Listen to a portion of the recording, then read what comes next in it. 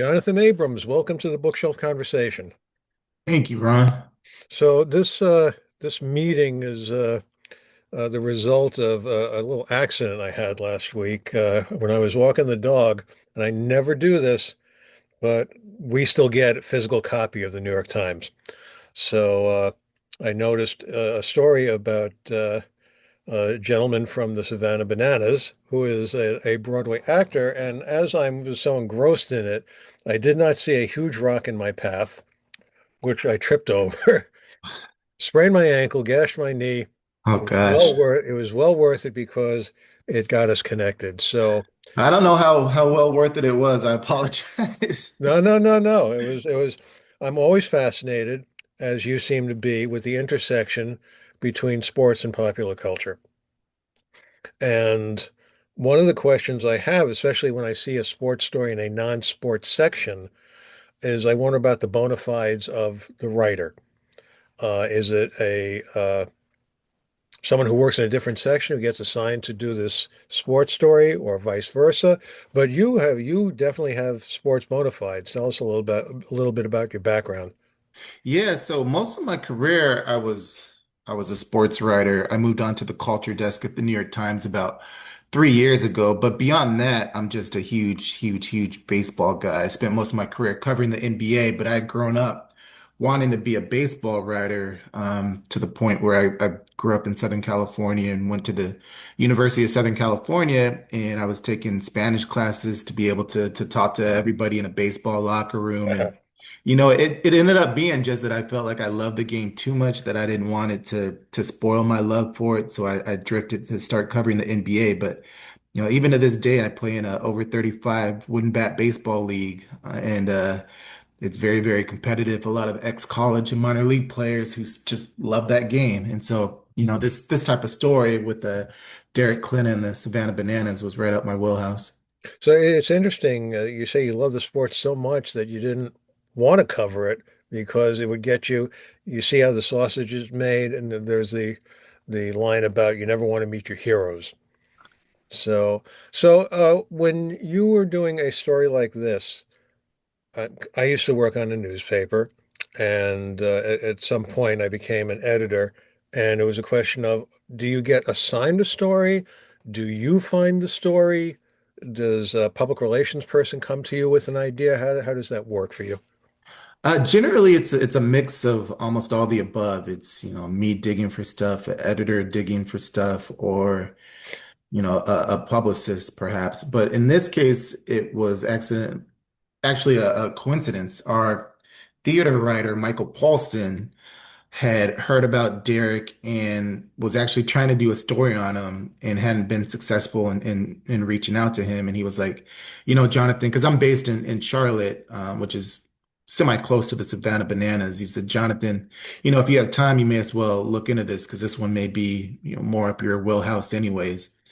And so, after a few tries, I was able to get in touch with one of his Derek's representatives. The ironic thing about that is that I ended up doing the story when they came up to play in New York. I didn't do it when they were playing down in the South. Uh, They were playing a weekend set of games in the Bronx when I talked to Derek.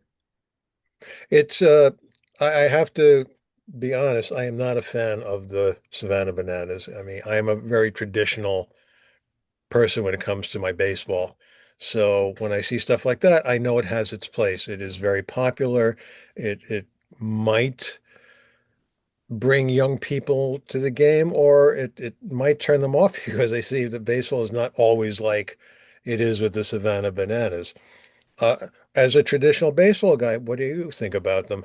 I agree with you. I think that both of them have its place. I think anything that can, raise the eyeballs and popularity of baseball is good.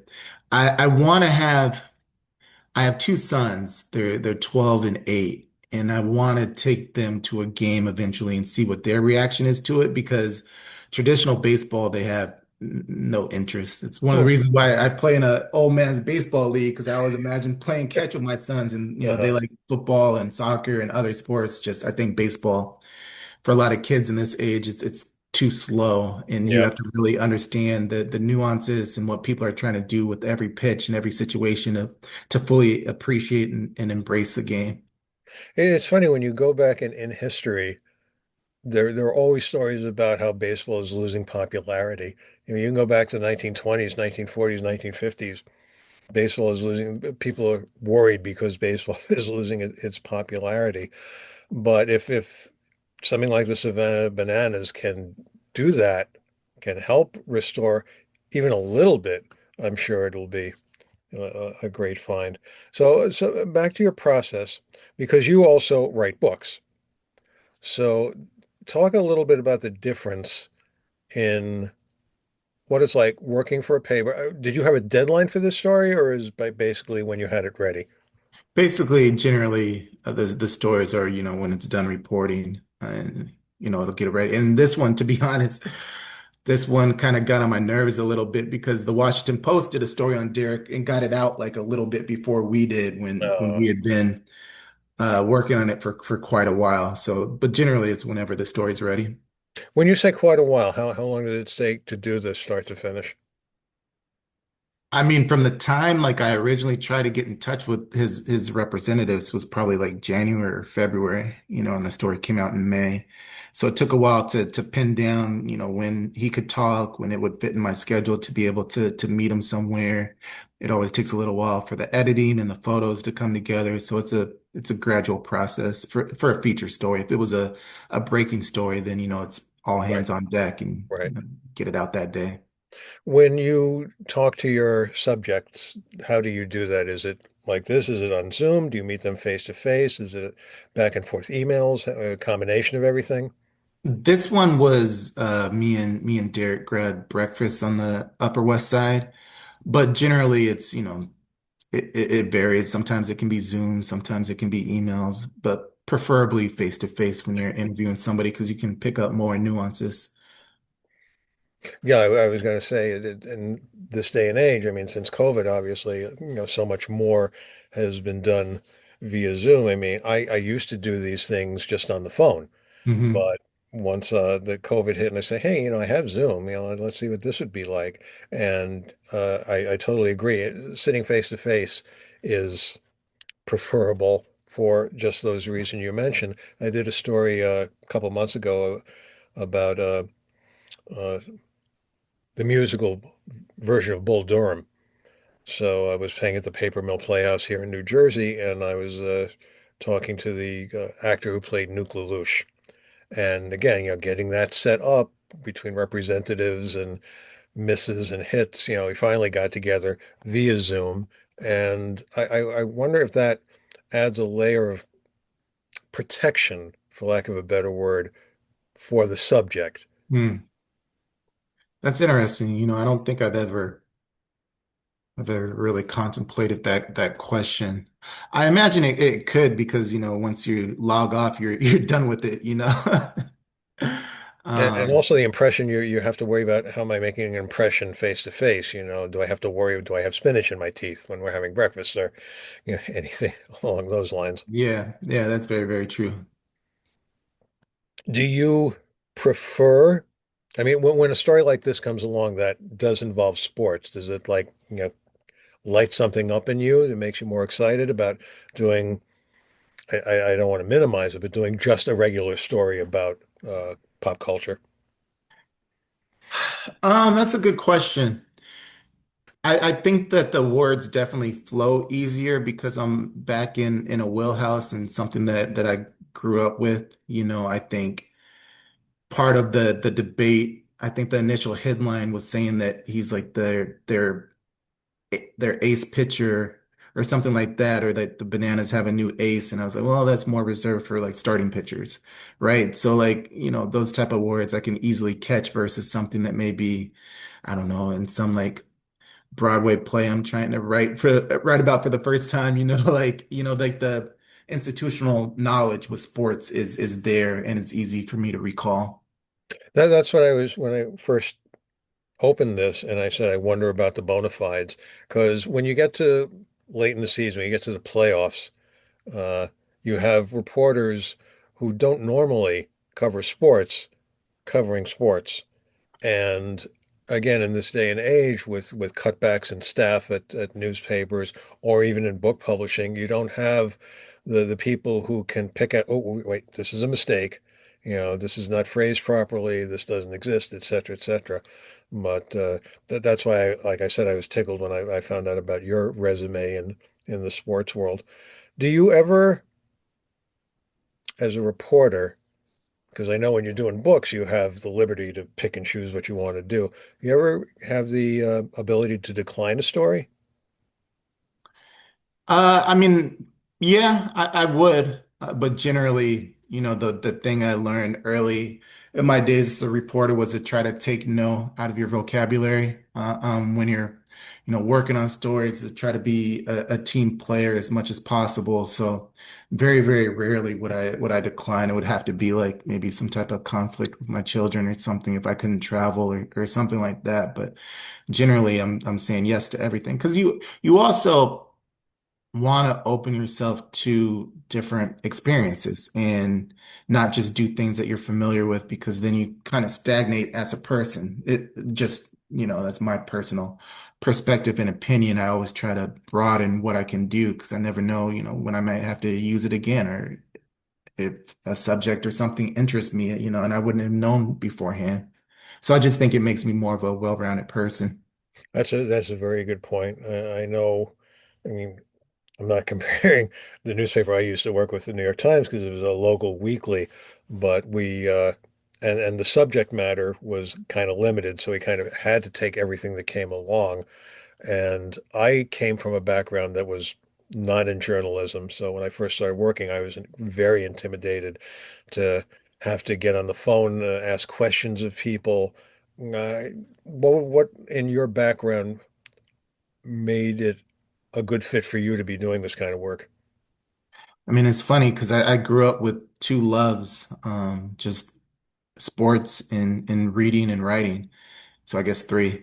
But, I found a profession that really just united all three. And I'm really, really lucky because I never, wanted to do anything else. I grew up in a household where the newspaper was front and center early in the morning, and I would fight to read the sports page first. And I went to college and I majored in print journalism without a minor, which sounds insane these days. Well, these days, yeah. When you are working on books, obviously you have a lot more time to deal with everything. How do you balance that with your day job? Not well, but I mean, always when you're doing one, you feel like you should be doing the other. So I think as long as I'm able to reconcile that in my head and know that it's never going to be perfect, which is, what I've had to do because I've been doing it for a while now. Um, you just try to do as much as you can and give yourself grace.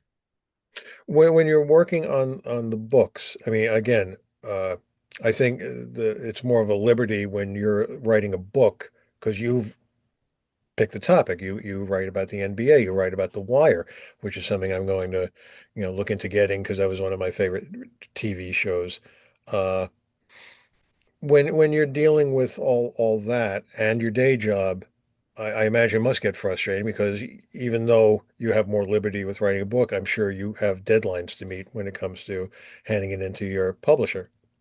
Yeah, I mean the thankful thing about that, and I say it because I'm in the process now where, I'm going through the first passes of a book that I just turned in, and I've been able to meet the deadlines pretty well. And because most of my work right now is in the pop culture section. So like the book that I just completed is on the Oklahoma City Thunder era with Kevin Durant and Russell Westbrook. So that's leaning back into my sports chops. So it's not completely forgetting them. And so it's almost, fun in that way.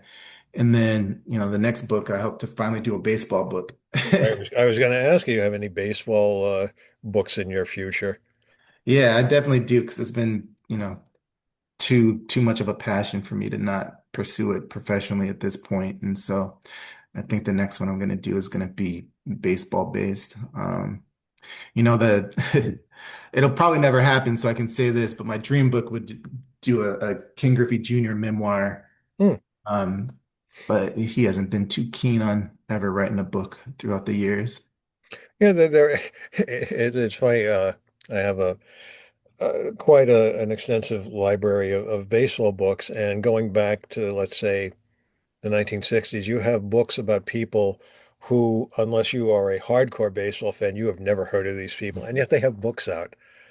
And it's hard to believe that people like Griffey don't. Maybe because in that generation, they are so much more in the public eye than 40, 50 years before because of the state of the media. Possibly. I mean, I think people these days just forget like what a massive superstar Griffey was during his prime. I mean, he was on the level of Michael Jordan. For a lot of kids who grew up in the 90s. What's your favorite baseball book of all time, out of curiosity? Ooh. I make this joke. It's the Baseball Dictionary by Paul Dixon because there is a line in the TV show MASH when he's asked what by a reporter covering the war, what's your favorite book? And he says the dictionary because it has all the other books in it. But there's a book that came out about the Dodgers by Michael Leahy called I think it's called The Last Innocents, and it was about the team in the 60s of the Wes Parker, Tom Seaver, Sandy Koufax, Don Drysdale. Uh, and it focused about, it was the late 60s because it was during the Vietnam War. And it was very personal. Like all the subjects, the players he chose to write about all had different things going on. And he wrote it in a way that you don't usually read about baseball players because usually it focuses on what they do on the field and not their background, where they came from, things like that. And I found it, in fact, I did one of these with him, the author, and I was having such a good time. I had to do it in two parts because it was so long. I'll have to check that out. I'll send you the information about it because he's written other books, but I don't think other sports books. But that since we're on a Dodger kick here, uh, that's one. One thing I don't really appreciate is after a team will win the World Series, the Quick local book that paper comes will out. come out with like the next day there's a book out. And I always thought that was kind of cheating because yeah, sure, you've got all this stuff. You don't even have to work on it. You just slap the pages together because you got everything already. It is, yeah, trying to ride that momentum. I live in the same neighborhood as Joe Posnanski, and Oh, from my regard, he's the best baseball writer that's out there. I love Joe. I've done three interviews with him, each one better than the one before for his subject matter. And I'm looking forward to this. I haven't gotten his new book yet that he wrote with Michael Schur, but that I like Michael Schur too, and it sounds like a lot of fun. Yeah. So, do you have time to read on your own, or you're too busy Ye- with work? Yeah, no, that's one of my joys for just relaxing is I'm usually always having a book that I'm picking away at. So, what's your favorite baseball book of all time? Probably Ball 4. Hmm. It's funny when you say pick a book that old. I think going by our ages, I mean, I'm somewhat older than you are, so I remember when it first came out as a teenager, and that was like mind blowing for its time. Now it seems almost tame in comparison to some of these tell-alls that come out.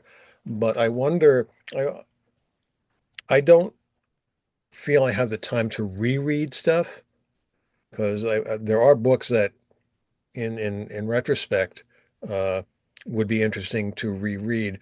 I'm going to just pull it out over here because I never get the title correct. The Universal Baseball Association Inc.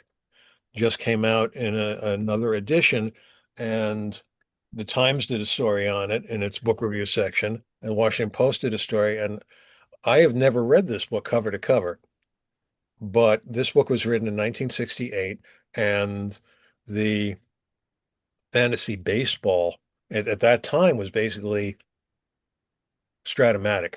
Hmm. You know, they didn't have any of this fantasy baseball stuff.